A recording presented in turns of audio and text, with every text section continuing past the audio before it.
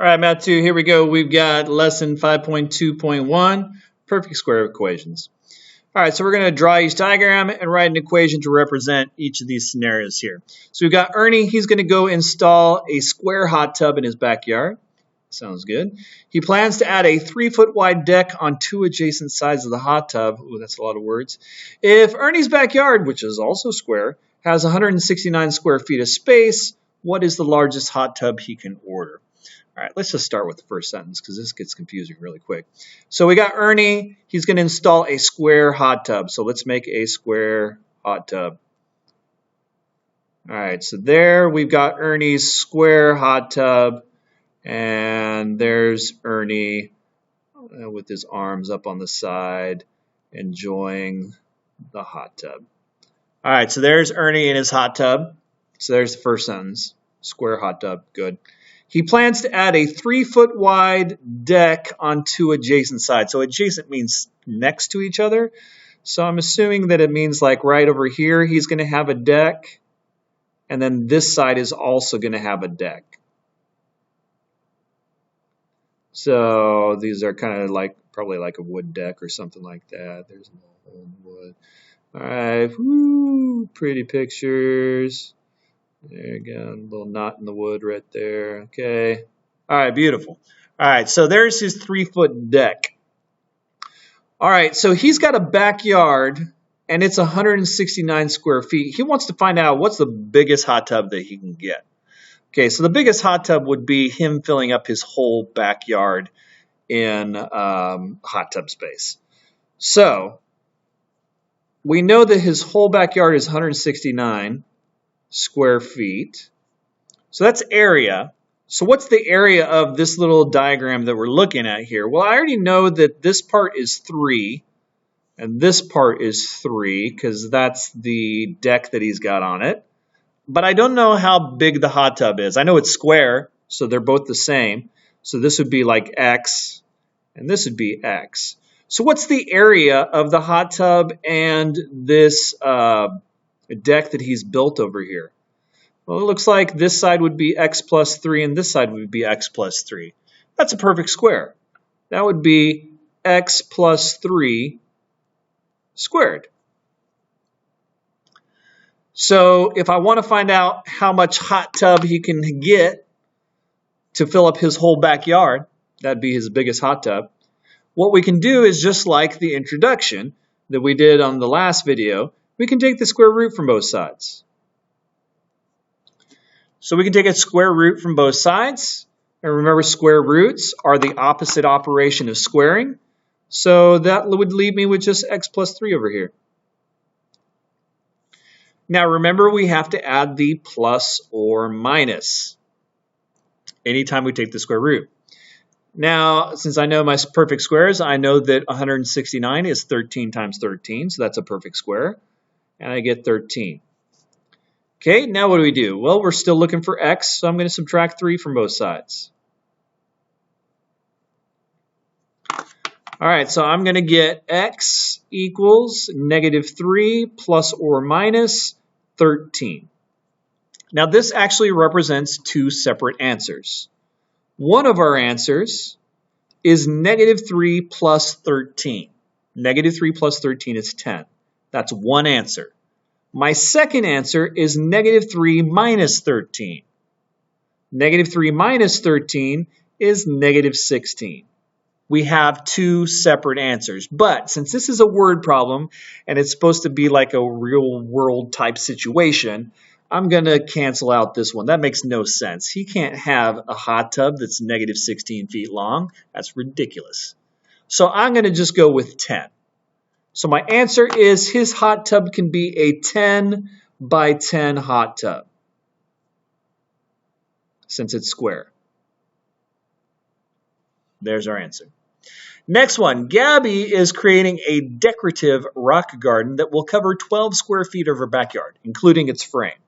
Okay, so she's got a rock garden that's square, but it also has a frame on it. So that goes around the outside of it. So that middle section, this is where all the rocks are. Ooh, maybe a little big rock over here. Oh, that's pretty. And then we've got all these rocks, blah, blah, blah, blah, blah. All right, so there we got her rock garden there. And then there's a frame around it because you don't want the rocks going all over the yard because then you just have rocks all over your yard and it's not a garden anymore. So we know that she is going to cover 12 square feet of her backyard. That's including this frame. So that's an area. 12 is the area. And we want to know how many rocks are going to be in this part here. So that's the section that we want to know. That's X. Now these are 6 inches. That's half a foot, 0.5 right there. And from here to here, that's 0.5. So 0.5 and 0.5, that's a total of 1. So this side would be X, and then 0.5 and 0.5, that'd be 1. So this side is X plus 1. And then this side would also be X for this section, and then 0.5 and 0.5, so X plus 1. So it looks like I've got a perfect square again, X plus 1 squared. So X plus 1 squared is going to be a total of 12 square feet. So how do I solve it? Stupid lights! All right. So how do I solve it? I take the square root from both sides. It's going to do this on every single video, I can tell already. All right, so I take the square root from both sides. I get X plus 1 equals plus or minus the square root of 12. Now I'm going to subtract 1 from both sides. And I end up with X equals negative 1 plus or minus the square root of 12. Now, if you came along and asked me, hey, Mr. Holcomb, how much rocks can I put in here? What's my area of the rocks? And I told you negative 1 plus or minus root 12, that'd be ridiculous. Nobody talks like that. So we probably would estimate this and give a fractional or a decimal answer for it. Now, there's 2 answers here. X could be negative 1 plus the square root of 12. But X could also be negative 1 minus the square root of 12. That's what this plus or minus means, that we've got 2 answers. Now, one of these answers doesn't make sense.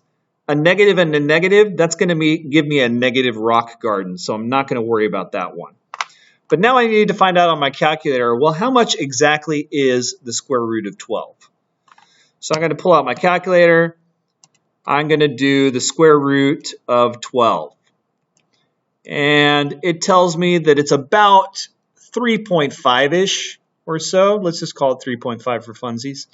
Okay, so that means this is negative 1 plus 3.5. So it looks like I'm going to get 2.5 as my answer.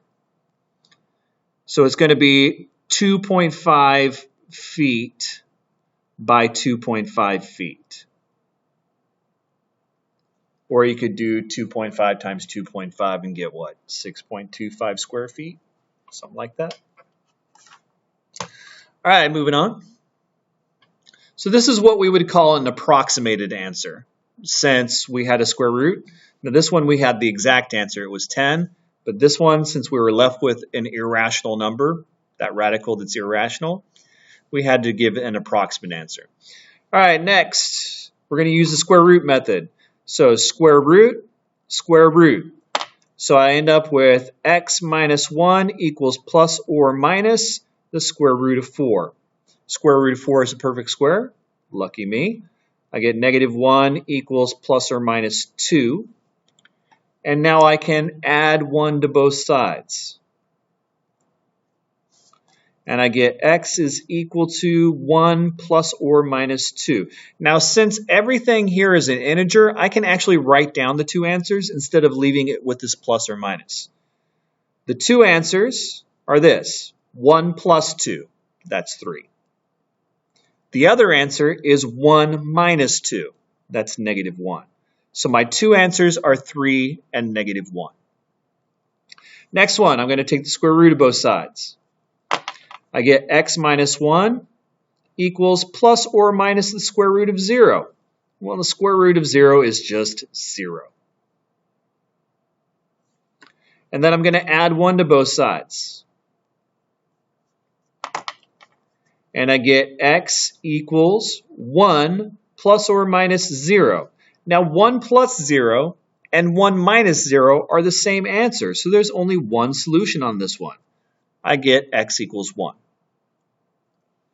Last one in this section, we're going to take the square root of both sides. So that gives us x minus 1 equals plus or minus the square root of negative 4. But wait, we can't have a negative square root. So we're going to just stop right there and say that there is no real solution.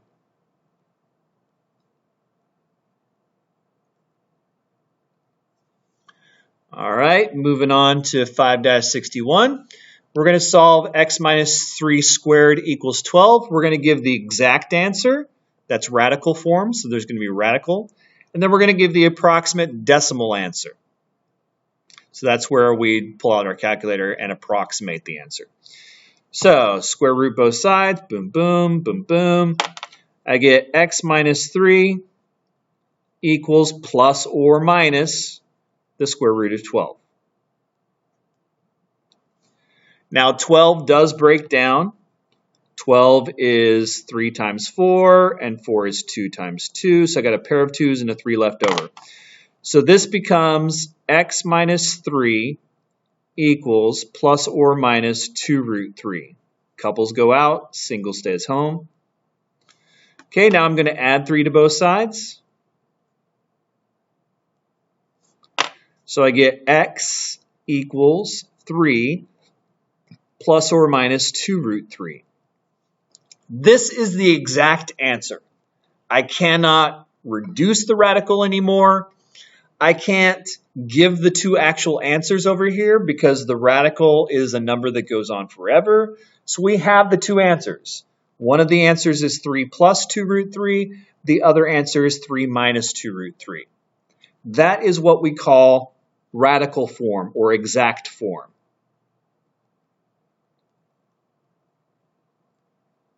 And we would stop there if the problem asked us to leave it in radical form. That's our answer. However, if we wanted to approximate it, like this hot tub problem up here. Now, we already did the square root of 12 was 3.5. So let's just use that over here. So we have x could be 3 plus the square root of 12, because remember 2 root 3 was the square root of 12, and that is 3.5. We found out the square root of 12 was 3.5, so that's 3 plus 3.5. And then x could also be 3 minus, because it's plus or minus 3.5. So 3 plus 3.5 is 6.5. 3 minus 3.5 is negative 0.5. There's our two answers. This is the answer as a approximate decimal form.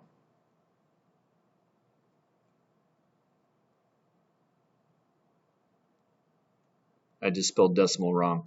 Just go with it. Oh, I put a C there. Sorry. Let's just pretend that was an M. All right, we're almost done. Move over to the back side. It looks like we're not almost done, but we're going to fly through these next parts. All right, we're going to leave it in radical form when we can for this side. So let's look at this problem here. Square root, square root. So I get 2x minus 3 equals plus or minus the square root of 49 is 7. So I'm just going to write 7 right there. Next step, we're going to add 3 to both sides. So we get 2x equals 3 plus or minus 7. Sweet. Now to get x by itself, we're going to divide both sides by 2. So we get x equals 3 plus or minus 7 over 2. Now, since there's no radicals here, we can actually write down the two answers. One of our answers is 3 plus 7, 10, over 2. The other answer is 3 minus 7, negative 4, over 2. Now, both of those reduce. they reduce to 5 and -2. There's my two answers. Next one, we take the square root of both sides. We get 7x minus 5 equals plus or minus the square root of -2. Stop! We've got a negative radical. Not happening. So we're going to say no real solution. Next, take the square root from both sides. We get x plus 4 equals plus or minus the square root of 20. Now 20 does break down. It's not a perfect square, but it does break down. We did it on the last worksheet. Remember, this was like, I don't know, 2 and 10, and then 10 is 2 and 5. So I got a pair of 2's there, right there, and I got a 5 left over. So this would be x plus 4 equals plus or minus a pair of 2's with a 5 left over, 2 root 5. Last step, I'm going to subtract 4 from both sides.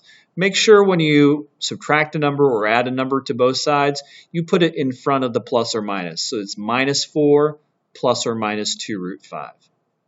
Since we can't reduce the radical anymore, and since it's not an integer value like this one was, we're just going to leave it in radical form like that. D, we're going to take the square root of both sides. So we get 5 minus 10x equals plus or minus the square root of 0. But the square root of 0 is 0. So I'm going to subtract 5 from both sides. I get negative 10x equals minus 5 plus or minus 0. And then I'm going to divide everything by negative 10. So x is equal to negative 5 plus or minus 0 over negative 10. Now, negative 5 plus 0 is still negative 5. Negative 5 minus 0 is still negative 5. So we're only getting one answer here. The answer is negative 5 over negative 10. That reduces. That reduces to positive 1/2. There's only one answer on this one. Next one, square root from both sides. Boop-a-doop. We get x plus 2 is equal to plus or minus the square root of negative 10. Hold it! We got a negative in the radical. No real solution.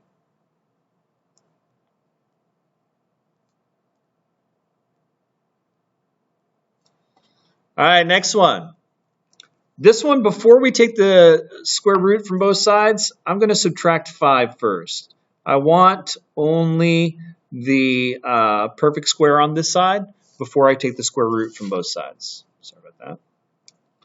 So I end up with x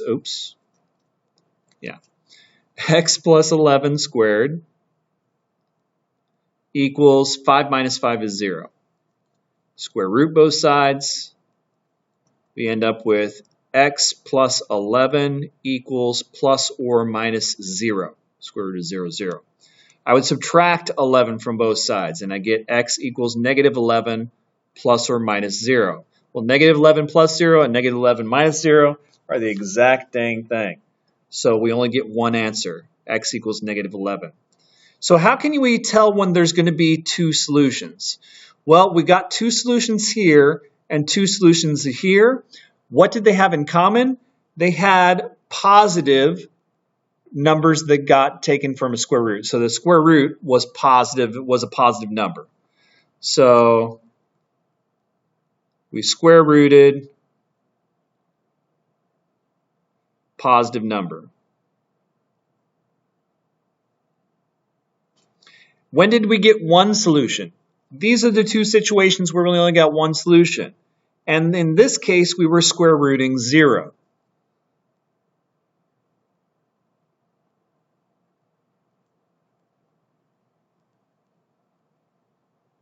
When did we get no real solutions? We got no real solutions on these ones, and in both of these situations, we square rooted a negative number.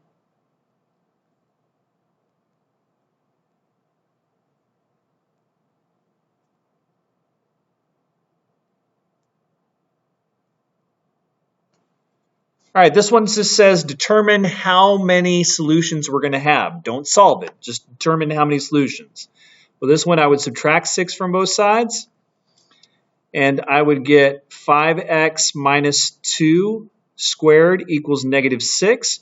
But if I take the square root from both sides, I would have a negative in the radical. So there's no real solutions.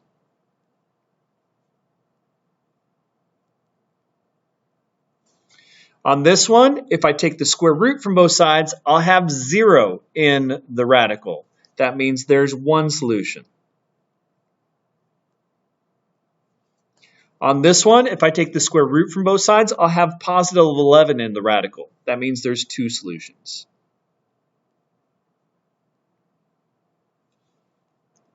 And finally, how many x-intercepts will these equations have? Well, these are almost the exact same thing as this, except instead of the 0, we have a y. Instead of the 0, we have a y. Instead of a, well, this one gets moved over, but instead of 0, we would have a y. So this corresponds to our x-intercepts. If we have no solutions, that also means we have no x-intercepts. Because that would be a graph that looked like this, where like the parabola never comes down to the x-axis. Whereas this one is like this one where it has one solution, so it'd have one x-intercept.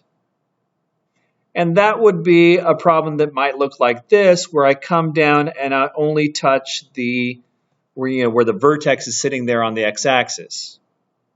And this last one, since it has two solutions, it has two x-intercepts.